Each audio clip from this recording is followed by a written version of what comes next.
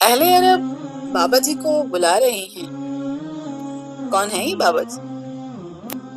15 سال انہوں نے اجرت پر بکریاں چرائیں، سالانہ جو کچھ ملتا وہ جمع کرتا رہتا، پھر پاسپورٹ بنوایا اور میرے رب کا نظام کہ 5 سال مزید عمرے کی تیاری نہ ہو سکی اور پاسپورٹ ختم ہو گیا، ایکسپائر ہو گیا۔ پھر پاسپورٹ بنوایا، پھر کرونا کی وجہ سے سفر کی پابندیاں لگنے کے بعد یہ سفر نہ کر سکے۔ پھر تیاری شروع کی تو اپنی جمع پونجی اور 15 بکریاں بیچی اور بغیر کسی گروپ وغیرہ کے حرمین شریفین کے مقدس سفر پر روانہ ہو گئے۔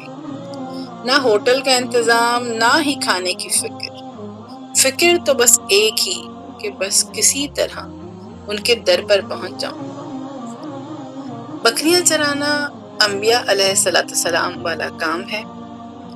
شکل و صورت بالکل صحابہ کرام جیسی بنا کر جب یہ مدینہ منورہ کی مقدس سرزمین پر پہنچے، قربان جاؤں جہاں ملائکہ بھی بڑے ادب سے حاضر ہوتے ہیں، یہ مہمان رسول اللہ صلی اللہ علیہ وآلہ وسلم سادہ لباس